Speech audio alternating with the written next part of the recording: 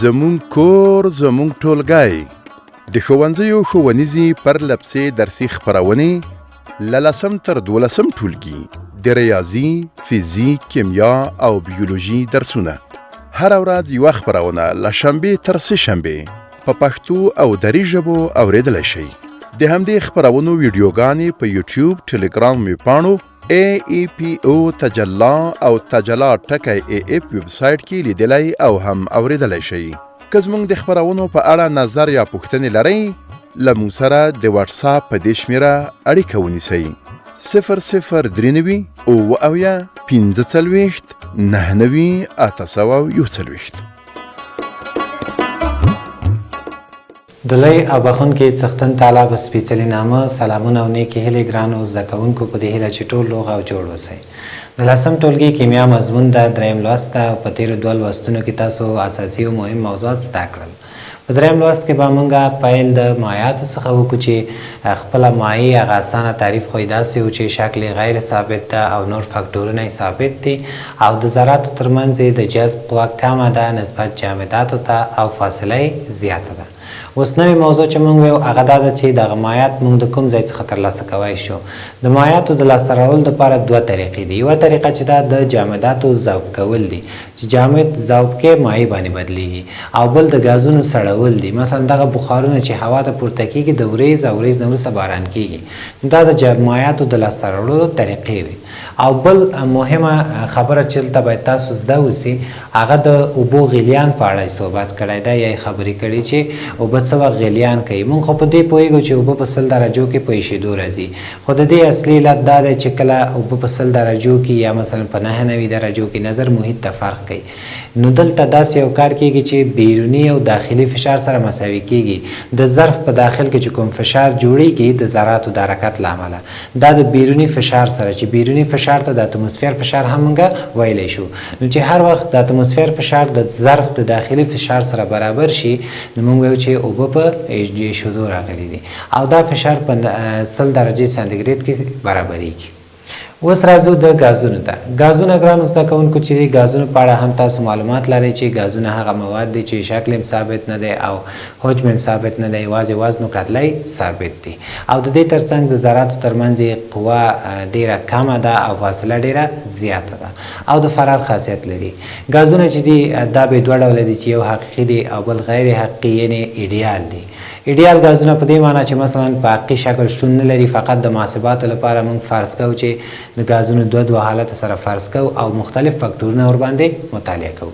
اوس د ایډیال غازونو قوانین دي ګران زده کوونکو چې د ایډیال غازونو په قوانینو کې 3 مهم فکټورونه دي چې یو حرارت دی، ټي او پی فشار او وی چې دی حجم دی، چې د 3 فکټورونو په اساس د ایډیال غازونو قوانین جوړ شوي دي. نو د دې له مخې موږ پوهیږو چې ایډیال غازونه څو قوانین لري؟ 3 دانې قوانین لري. دا 3 قوانین کوم دي هغه به تاسو ته دلته ووایم. ګورئ، اول قانون چې دی هغه د بایل قانون دی یا د بایل ماریوت قانون دی چې د بایل ماریوت په قانون کې بایل داسې وویلي چې تاسو به داسې وکړئ چې دا ټي به ثابت ونیسئ، یعنی حرارت به نه کموئ او نه به یې زیاتوئ او د فشار او حجم ترمنځ رابطه وی معکوسه ده، یعنی غیر مستقیمه ده. یعنی هر څومره چې فشار زیاتیږي په یو غاز باندې حجم به یې کمیږي او هر څومره چې فشار کمیږي حجم به یې زیاتیږي. نو دا د دې هغه عمومي او اساسي خبره وه. بیا د همدې اړیکې په مرسته فورمول جوړ شو چې P1 ضربې V1 مساوي P2 ضربې V2. دا د دې فورمول شو. اوس په دې فورمول کې موږ ته مثال راکړی ده چې فشار وایي که چېرته د یو غاز فشار 100 ملي متر ستون د سیما وي او حجم یې څومره یي 80 سانتي متر مکعب، دا اول حالت شو. سمه ده. اوس دویم حالت کې داسې فرض کوو چې دا فشار چې دی څومره شوی دی 200 ملي متر ستون د سیماب. ملي متر ستون د سیماب دا د فشار واحدونه دي، نو حجم به یې څومره شي. اول کار چې کوئ ځان دپاره د فورمول خلاص کوئ، بیرونویسې کوئ چې تاسو پرې ښه پوه شئ. په دغه فورمول چې تاسو وینئ چې دلته م لیکلی په کوم قسمت کې و په بخښنې سره په قسمت کې موږ فورمول لیکلی د بایل د قانون دا دی دې قسمت کې P1 ضربې V1 مساوي P2 ضربې V2. دغه فورمول کې به V2 موږ ځان ته خلاص کړو، اطراف به په P2 تقسیم کړم، V2 لپاره به فورمول آماده شي. V2 مساوي کیږي P1 ضرب V1 پر P2. اوس په همدې فورمول کې قیمتونه وضع کوو. واحدونه کولی شي چې په آخر کې وضع کړئ، هېڅ ستونزه نشته. تاسو پوهیږئ چې د حجم واحد دلته سانتي متر مکعب دی. اوس راځو 100 ضرب 80 تقسیم پر 200. اختصار او تقسیم نه وروسته نتیجه کېږي 40 سانتي متر مکعب. نو وګورئ ګرانو زده کوونکو چې فشار هم زیات کړی ده په دویم حالت کې، ګورئ چې حجم ځان کم کړ، یعنی رابطه غیر مستقیمه ده. په دې چاله پوه شوئ. بل راځو چارلس قانون ته. د چارلس په قانون کې فشار ثابت دی او د حجم او حرارت ترمنځ رابطه مستقیم ده. فشار ثابت څه معنا؟ چارلس ویلي چې تاسو فشار د یو غاز ثابت کړئ، یعنی په یو غاز باندې تاسو فشار نه کموئ او نه پې زیاتوئ، نو تاسو به دا وګورئ چې د حجم او د حرارت ترمنځ کوم ډول اړیکه ده؟ مستقیمه اړیکه ده. یعنی چې هر څومره حرارت زیاتیږي حجم به هم زیاتیږي، هر څومره چې حرارت کمیږي حجم به هم څه کیږي؟ کمیږي. په دې شکل نو د دې فورمول بیا جوړ شو چې V1 ضرب T2 مساوي کیږي V2 ضرب T1 په دې شکل. مثال مونږ ته راکړی ده چې په مثال کې مونږ ته وایي چې T1 مساوي 22 درجې او T2 مساوي 110 درجې او دلته V1 مساوي کیږي 600 سانتي متر مکعب او V2 مساوي 100. نو اوس به راسو فورمول ته. اوس به راشو فورمول ته او په دې فورمول کې تاسو وینئ چې V2 مساوي کیږي V1 ضرب T2 پر T1 سره. اوس زه لګېږم د 22 درجې چې دی دا په کالوین بدلوم چې 300 کالوین او T2 چې دی دا 10 درجې دی چې دا هم په کالوین بدلوم، بیا په فورمول کې وضع کوو 310 600 او 300. اختصار نه وروسته جواب کیږي 620 سانتي متر مکعب سره. انشاءالله چې پوه شوي اوسئ. استاد زه پوښتنه لرم. ګران زده کوونکي پوښتنه لري، زه باید پوښتنه ته وګورم چې څه پوښتنه لري. د کوچنۍ ټي او لوی ټي ترمنځ څه توپیر ده؟ د ګران زده کوونکي پوښتنه دا ده چې د کوچني ټي او لوی ټي ترمنځ څه فرق دی دلته. ګورئ ګران زده کوونکو که چا سوال کې موږ ته کوچنی ټي راکړی دی 22 درجې سانتیګریډ، یعنی کوچنی ټي چې دی دا د سانتیګریډ معنا لري چې د تودوخې د اندازه کولو واحد دی، او لوی ټي په فورمول کې وګوره ټي کوچنی نه ده لوی ده، لوی په دې معنی یعنی کالوین. نو په فورمول کې موږ نه کالوین غوښتی، نو زه په دې خاطر مې دا کوچنی ټي په لوی ټي بدل کو او څه رقم یې بدلو، دغه 22 درجې چې دي دا به د 273 سره جمع کړي. هر کله چې سانتیګریډ له 273 سره جمع کړي هغه په کالوین بدلیږي، او هر کله چې د کالوین نه د کالوین نه 273 بیته منفي کې هغه بیته په سانتیګریډ بدلیږي. نو په دې خاطر په سوال کې له موږ نه لوی ټي غوښتی او کالوین یې غوښتی و، نو ځکه 22 درجې مې په کالوین بدل کو او 30 درجې مې هم په کالوین باندې بدلې کړې او بیا مې واضح کړې. بل راځو دریم قانون ته د غازاتو چې هغې ته د ګیلوساک قانون هم ویلی شو، او په دې قانون کې به یو بل عالم هم کار کړی چې هغې ته د اوږدرو اصل هم ویلی شو. یعنې په دریم قانون کې تقریبا موږ دوه حالته لرو. اول حالت کې ګیلوساک څه وایي؟ ګیلوساک وایي که چېرته په یو غاز باندې فشار حجم ثابت وي، یعنې نه حجم زیاتیږي او نه کمیږي، او د دې ترڅنګ وایي فشار وایي د حرارت سره مستقیمه اړیکه لري، چې د دې فورمول کېږي P1 ضرب T2 مساوي کېږي P2 ضرب T1 سره. په دې شکل دای فورمول شو. اوس په دې فورمول کې تاسو ته مثال درکړئ د دویم او اول قانون په شان یو فاکتور پکې نامعلوم نیسي، تاسو کولی شئ په ډېر اسانۍ سره حل کړئ. بل راځو د اوږدرو اصل ته. د اوږدرو اصل هم د دریم قانون مربوط دی چې اوږدرو وایي که چېرته په یو غاز باندې هم حرارت ثابت ونیسئ او هم فشار ثابت ونیسئ، یعنې هم به حرارت نه کموئ زیاتوئ او هم به فشار نه به کموئ نه به زیاتوئ، په یو حالت به ونیسئ. نو په دې صورت کې وایي حجم د مول سره کوچنی ان چې تاسو وینئ دا مول دی، نو حجم د مول سره مستقیمه اړیکه لري چې د دې فورمول کېږي V1 ضرب N2 مساوي کېږي V2 ضرب N1 سره. نو دا تاسو ولیده چې د اوږدرو د اصل دپاره هم یو فورمول برابر شو. اوس د دې ترڅنګ که چېرته داسې یو سوال یې موږ ته راکړی ګرانو زده کوونکو چې په هغې کې هم حرارت راکړل شوی او هم حجم راکړل شوی او هم فشار راکړل شوی، یعنې درې واړه فاکتورونه یې موږ ته راکړي، نو بیا به موږ کوم فورمول نه کارلو؟ نو بیا موږ عمومي اړیکې نه کارلو، د دریو قانونونو عمومي اړیکه چې P1 V1 پر T1 مساوي کېږي P2 V2 پر T2. په دې شپږو کمیتو کې یا په شپږو فاکتورو کې یو دانه پکې نامعلوم نیسي، 15 دانې تاسو ته درکول کېږي او د ریاضي په مرسته تاسو کولی شئ چې دا حل کړئ. او بالاخره د فورمولې عمومي د غازونو د ایډیال غازونو عمومي فورمول ده چې خلاص او اسانه او عمومي فورمول د دې څه ده پی مساوي کیږي ان آر ټي چې په دې کې پی فشار د وی حجم د ان مول د او ټي حرارت ده او آر چې دی دا پکې نوې خبره ده چې دې ته د غازونو ثابت وای چې د غازونو د ثابت قیمت چې دی هغه 8.1 ضرب یو پر مول ضرب کالوین ده چې بیا ځینو ځایو کې ګران زده کوونکو داسې ده چې مثلا دغه کالوین چې دی دا پاس ورسره څنګ کې لیکي بیا وایي کالوین په تاوان د منفي او مول هم پاس ورسره څنګ کې لیکي او وایي چې مول په تاوان د منفي یو سره نو تر دې دمه تاسو پوه شوئ دا د دې غازونو قوانین وو او بل دې قسمت کې د کیمیاوي تعاملاتو په اړه بحث کړی ده چې کیمیاوي تعاملات څه ته وایي خپل کیمیاوي تعاملونه چې دي دا داسې یوه عملیه ده چې په دې کې لومړني مواد چې دي دا په محصول بدلیږي یعنی لومړني مواد چې دي دا په نوو موادو بدلیږي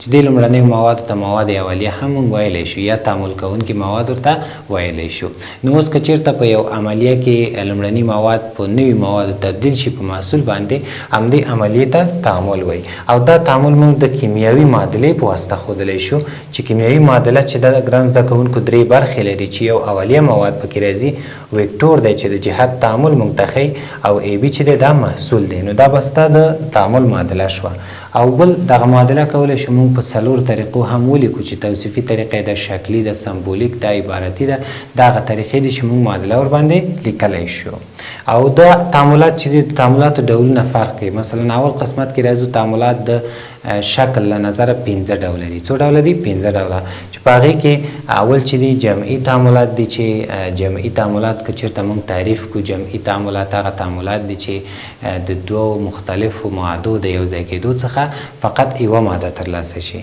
یا د دوو عنصرونو له یو ځای کېدو څخه فقط یو مرکب ترلاسه شي دې ته جمعي تعامل وایي یا بل نوم یې دی ترکیبي تعامل چې دې لپاره موږ هلته مثال لرو سودیم او کلورین سره تعامل کړی ده سودیم جمع کلورین په نتیجه کې سودیم کلوراید دا تیر چې دی دا به څه رقم تلفظ کوي داسې به په نتیجه کې سودیم کلوراید نو دلته سودیم یو عنصر شو او کلورین بل عنصر شو او د هغې تر څنګ نتیجې فقط یو مرکب دی چې هغه هم سودیم کلوراید دی نو دا جمعي تعامل شو او په دویم قدم کې چې دی هغه تجزیوي تعاملات دي چې تجزیوي تعاملات برعکس د جمعي تعاملاتو برعکس دي برعکس په دې معنی چې هلته دوه مواد یو ځای کېدل فقط یوه نوې ماده ترلاسه کوله صحیح ده دلته برعکس ده یوې مادې نه دوه مادې جوړیږي له یو شي نه دوه شیان رامنځته کیږي له یو مرکب نه دوه عنصرونه بېرته څه کیږي بیلیږي په دې شکل چې هلته تاسو وینئ د اوبو مرکب ده چې دا تجزیه شوی ده او د دې څخه هایدروجن او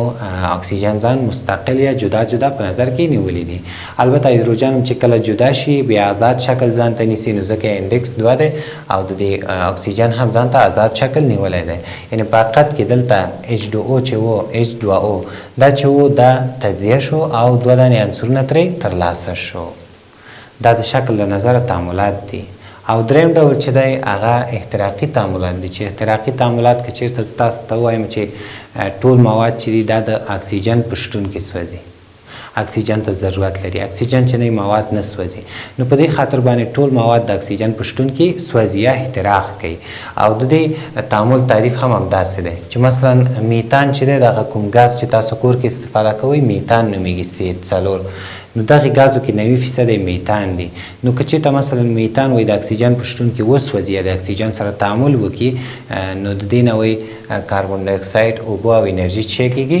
ترلاسه راځي دا د احتراقي تعاملونو ډول چې احتراق معنا یعنی سوځېدل یعنی سوځول او دریم قدم کې وشو څلورم قدم کې یوه ګونې تعویضي تعاملونه هم هغه تعاملونه دي چې دلته یو عنصر د بل عنصر ځای نیسي او یو عنصر له مرکب څخه یا د تعامل څخه خارجیږي چې مثلا دلته ګورئ پوتاشیم راغلی ده سودیم د کلورین سره تیار تعامل کړی ده سودیم کلوراید ده نو پوتاشیم راځي سودیم ته وایي چې له دې ځای څخه بهر شه نو پوتاشیم راځي د سودیم ځای نیسي چې جوړیږي سودیم کلوراید او سودیم له مرکب څخه بهر کیږي په دې شکل چې دا یوه ګونی تعویضي دی یوه ګونی تعویضي نه مطلب دا دی چې یو عنصر د بل عنصر ځای نیسي او یو عنصر له تعامل څخه بهر کیږي.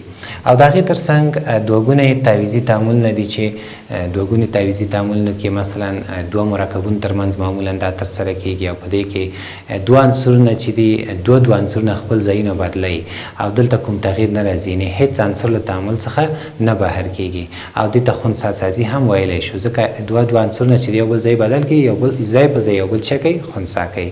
نو اوس تاسو وګورئ دلته د دې مثال ته مثلا سودیم هایدروکساید ده او هایدروکلوریک اسید ده. دلته سودیم راځي د هایدروجن ځای ته چې سودیم کلوراید جوړوي او جمع او هلته چې څه پاتې شو او ایچ پاتې شو. د او ایچ څنګ ته چې هایدروجن ورغی هغه هلته څه جوړ کړه اوبې جوړې کړې. نو ګورئ د دې نتیجه شوه سودیم کلوراید او څه اوبه شوې په دې شکل. او بل دا د شکل له نظره چې 15 ډوله څو ډوله 15 ډوله. اوس د انرژۍ له نظره مثلا ځینې تعاملونه دي چې هغه انرژي اخلي جذب کوي او ځینې تعاملونه دي چې هغه انرژي ازادوي. نو هغه تعاملونه چې هغه انرژي جذب کړي ځان ته یې کش کړي هغې ته اندوترمیک وایي او هغه تعاملونه چې انرژي ازاده کړي یعنې له ځانه یې خارجه کړي هغې ته اکزوترمیک وایي. مثلا تاسو دلته تعامل ووینئ کلسیم کاربونیټ د چونې تیږه ده که چېرته وایي دوی ته حرارت ورکړو ګوره حرارت جذبوي او بالاخره کلسیم اکساید او کاربن ډای اکساید څه کېږي ترلاسه کېږي. اوس که چېرته همدا کلسیم اکساید راواخلم په اوبو کې ورواچوم په څه کې ورواچوم په اوبو کې نو دې نه جوړېږي کلسیم هایدروکساید او انرژي.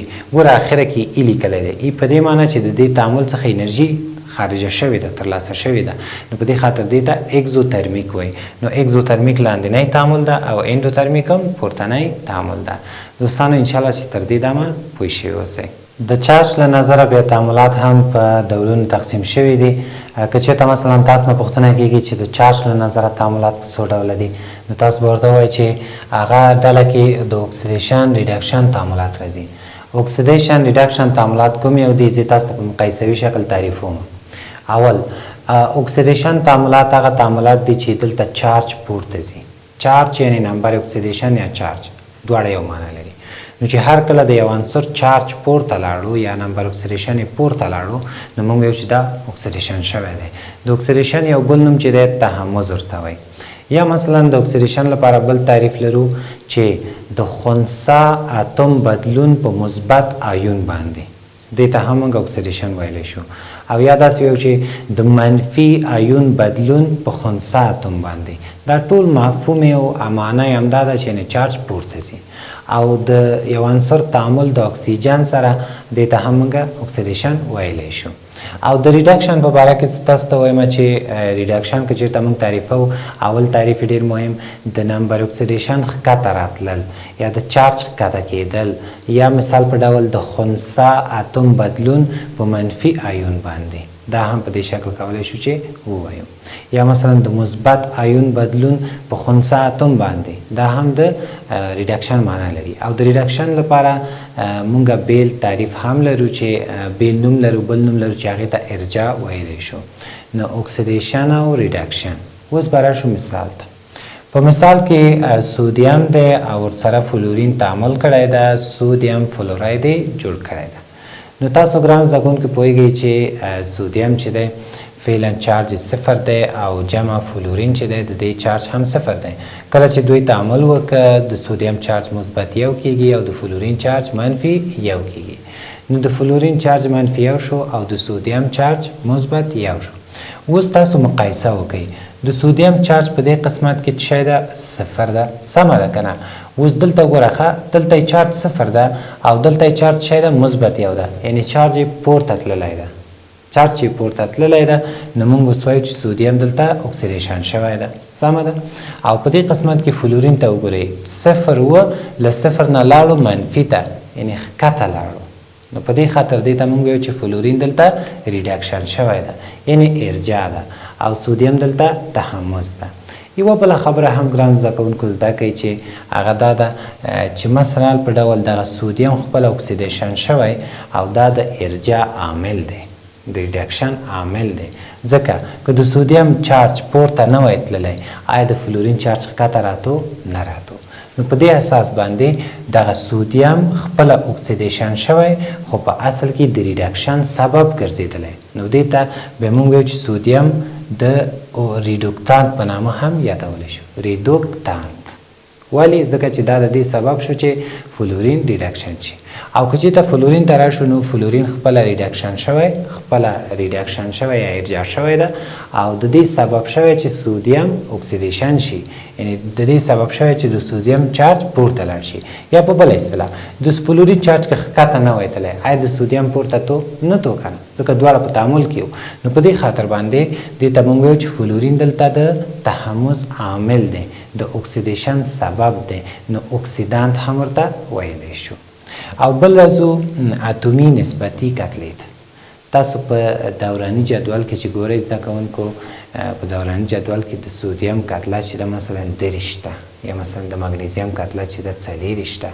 او تاسو ویلي چې زده کړي چې اتم ډېر کوچنی ده کتله یې ډېره کوچنی ده نو دا څنګه د سودیم کتله یې 30 ده ډېره غټه ده لویه ده ګورئ ګران زده کوونکو هغه کتلې چې په جدول دوراني کې وضع شوي هغه نسبتي کتلې دي یعنی هغه کتلې داسې لاسته راوړل شوي دي چې حقیقي کتلې راخیستي په یو عدد باندې تقسیم کړي او دا لوی شوي دي مثلا مثال په ډول دا 28 کتله ده سمه ده اتومي کتله ده نسبتي دا یې له کومه ځای کړې دا کتلې پوهېږي ګران زده دا یې د AMU له طریقه ترلاسه کړي د AMU له طریقې ترلاسه کړي خپله AMU ځان ته قیمت لري 1.66 ضرب لس په توان د -28 کیلو ګرام سره څه رقم ترلاسه کړې ده دغه حقیقي کتله راواخلئ حقیقي کتله او هغه په 1.66 ضرب لس په توان د -28 کیلوګرام تقسیم کړئ کیلوګرام سره خلاصیږي د لس په توان د -28 هم ورسره اختصاریږي یا ساده کیږي او کتله لویه کیږي د المونیم 28 کتله چې ده دا د نسبت له لارې ترلاسه شوې ده په دې شکل بل راځو مالیکولي نسبتي کتلې ته مالیکولي نسبتي کتله په یو مرکب کې ده په یو مالیکول کې ده یعنی په یو مالیکول کې موږ لګیږو د هر اتوم وزن را له ټول سره جمع کوو چې په نتیجه کې موږ ته څه راکوي په نتیجه کې موږ ته مالیکولي نسبتي کتله راکوي نو اوس تاسو دلته وګورئ مثلا موږ سره H2O ده یا H2O ده په دې کې هایدروجن وزن څو دی یو دی څو ځلې راغلی ده 2 ځلې نو 2 ضرب یو جمع د اکسیجن وزن څو دی 14 نو 2 او 14 څو کېږي 18 ګرام پر مول واحد دی 18 نو 18 د دې مالیکولي کتله موږ پیدا کړه د اوبو په دې شکل یا مثلا بل مرکب موږ لرو چې H2SO4 کې یا سلفوریک اسید کې دلته تاسو د هایدروجن وزن چې دی یو ده 2 ځلې راغلی ده نو 2 ضرب یو جمع 22 د سلفر وزن ده او اکسیجن وزن 14 دی 4 ځلې راغلی 4 سره ضرب د دې نتیجه کېږي 98 ګرام پر مول سره یعنی د سلفوریک اسید مالیکولي کتله یا مالیکولي نسبتي کتلې 98 کېږي په دې شکل او بل راځو مول ته چې مول څه ته وایي که چېرته موږ لګېږو د اتوم یا د مالیکول دا کتلې ورته په ګرام باندې وښیو د اتوم یا مالیکول د کتلې ښودل د ګرام په واسطه ګرام یو واحد دی د کتلې دا به د مول په نامه یادېږي تاسو دلته ورته ښه صحیح دقیق وګورئ چې فاسفورس وزن څو دی دلته 1.30 دی نو د فاسفورس وزن چې 1.30 دی نو 1.30 راخلو په ګرام باندې ښیو نو موږ وایو چې 1 مول فاسفورس څومره کېږي 1.30 ګرامه کېږي سمه ده دا د دې هغه 1 مول شو او که چېرته مثلا کلسیم وي کلسیم وزن څو دی 40 نو دا 40 به په ګرام باندې وښیو وبه لیکو چې 1 مول کلسیم 40 ګرامه کېږي 1 مول 40 ګرامه کېږي 1 مول فاسفورس 1.30 ګرامه او 1 مول کلسیم 40 ګرامه دا د دې البته دې ته به اتوم ګرام وایي دې ته څه وایي اتوم ګرام ولې ځکه د اتوم وزن هم په ګرام ښودلی سمه ده دې ته اتوم ګرامونه دي ده اوس راځو مالیکول ګرام ته چې د مالیکول وزن مو په ګرام ښیو مالیکولي کتله په ګرام باندې ښیو مثلا ته وګورئ H2O اول د دې مالیکولي کتله پیدا کوو 18 هماغه 18 سره چې اضافه کوو یوازې ګرام اضافه کوو وایو چې 1 مول اوبه څو ګرامه کېږي 18 ګرامه کېږي نو 1 مول اوبه څومره کېږي 18 ګرامه بیا د دې فایده دا چې مثلا تاسو کولی شئ د تناسب په مرسته نور مقدارونه هم پیدا کړئ مثلا تاسو ته 1 مول اوبه 18 ګرامه کېږي 90 ګرامه به څو موله شي 15 په بخښنې سره 90 ګرامه اوبه به څو موله شي 15 موله کېږي تناسب ده په دې شکل یا مثلا سودیم کلوراید ده او د دې مالیکولي کتله پیدا کوو 58.5 او ګرام پر مول سره ګرام پر څه شی مول سره اوس لګېږم یوازې دا په ګرام باندې ښیم مول ته لرې کوم نو چې یوازې په ګرام باندې وښیو نو موږ ویو چې دا د دې 1 مول شو، یعنې 1 مول سودیم کلوراید څومره کیږي؟ 58.5 ګرامه کیږي. او بل راځو معادلې کتلې ته چې معادله کتله کومې کتلې ته وایي؟ هر کله موږ لګېږو دغه مالیکولي کتله په مؤثر ولانس باندې په ګټور ولانس باندې تقسیم کو، همدې ته څه وایي؟ همدې ته دوستانو معادله کتله ورته ویلی شو. اوس راځو مالیکولي کتلې ته چې مالیکولي کتله موږ په ایکوالنت ګرام هم ښودلی شو یا لنډ درته ووایم ای کیو مساوي کیږي غټ ام پر ای کوچنی ای، چې کوچنی ای هم دلته ولانس دی مؤثر یا ګټور ولانس دی او غټ ام چې دی هغه مالیکولي کتله ده. او دلته وګورئ تاسو چې ای چې دی ولانس مؤثر یا ګټور ولانس چې دی دا د مختلفو مرکباتو لپاره ځانته قانون لري. د تیزابونو لپاره چې غواړئ ګټور ولانس پیدا کړي د هایدروجن د آیونونو مجموعه به راولي یا تعداد به راولي، او په القلي کې به څه شی کوي چې د هایدروجن د OH د ګروپونو تعداد به حسابوي، او په مالګه کې به د کتیون ولانس حسابوي. په دې انشاءالله تاسو پوه شوي اوسئ. ګران زده کوونکي ته پوښتنه پیدا شوې، پوښتنه به یې واورو. ګران زده کوونکي وایي چې موږ تیزاب او القلي څنګه وپېژنو او څنګه یو بل څخه تشخیص کړو. فعلا تاسو ګران زده کوونکو تیزابونه فقط داسې وپېژنئ چې تیزابونه هغه مرکبونه چې په اول کې هایدروجن راځي، معمولا 1 مرتبه 2 مرتبې 3 مرتبې هایدروجن پکې راځي. د دې له مخې تاسو دا فتن وپېژنئ. دا به انشاءالله په 11 صنف کې مکمل بحث لرو. او د القلي چې دی القلي داسې یو مرکبات چې په آخره کې OH راشي هغې ته القلي وایي. نو انشاءالله چې فعلا تاسو پوه شوي اوسئ. او بل راځو دلته اوس موږ سره مثال دی H2SO4 سلفوریک اسید دی، په اول کې 2 هایدروجن دي نو تیزاب دی، مالیکولي کتله 98 کیږي او معادله کتله چې پیدا کوو 98 تقسیم پر تعداد د هایدروجنونو څو دانې دي؟ 2 دانې تقسیم پر 2 باندې چې کیږي 940. او سودیم هایدروکساید القلي دی ځکه آخر کې OH دی، او د دې لپاره چې د دې معادله کتله پیدا کوو اول لګیږو مالیکولي کتله پیدا کوو چې 40 کیږي، او له دې نه وروسته بیا څه کوو؟ بیا داسې کوو چې ایکوالنت ګرام مساوي کیږي 40 تقسیم پر کتیون ولانس. کتیون ولانس څه معنا؟ ګورئ سودیم چارج دلته مثبت دی او د OH چارج دلته په بخښنې سره د کلورین چارج منفي دی. دغه کتیون ولانس په دې معنا چې دغه مثبت چارج نه علامه لري که او هر شی چې پاتې شو هماغه د دې ولانس مؤثر کیږي. نو 58.5 تقسیم پر 1 بیرته خپله په دې شکل. دا موږ په دې شکل کولی شو چې ترلاسه کړو. انشاءالله تر دې دمه تاسو پوه شوي اوسئ. ښه اوس راځو ګران زده کوونکو د اوګدرو فرضیې ته. اوګدرو یو کیمیاپوه یو عالم او دا لګي د 2 فرضیې جوړې کړې چې 2 فرضیې ورته وایي، 2 قوانین هم د ده ورته ویل کېږي چې د دې 2 فرضیې چې دي یو د کتلې په باره کې ده او بله فرضیه چې ده هغه د چی باره کې ده؟ هغه د حجم په باره کې ده. د کتلې په باره کې چې کومه فرضیه جوړه کړې هغه یې داسې ویل دي چې په STP شرایطو کې شرایطو کې 1 مول مواد یا 1 مول ګاز څومره ذرې لري؟ نو ده ویلي چې په STP شرایطو کې 1 مول ګاز 6.02 ضرب لس په توان د 23 ذرات لري. 1 مول مواد په کوم شرایطو کې؟ STP کې. دا د دې اوله فرضیه وه.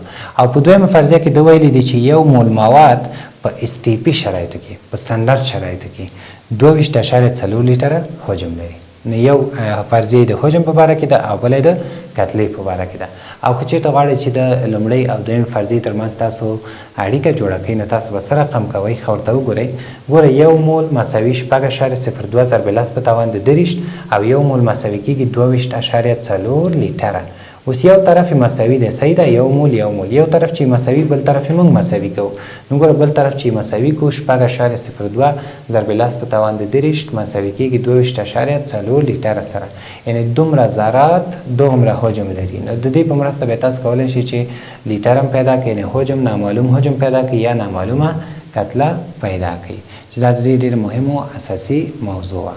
یو ګران زده کوونکي د واتساپ د لارې له موږ سره پوښتنه مطرح کړې، وګورو چې پوښتنه څه ده.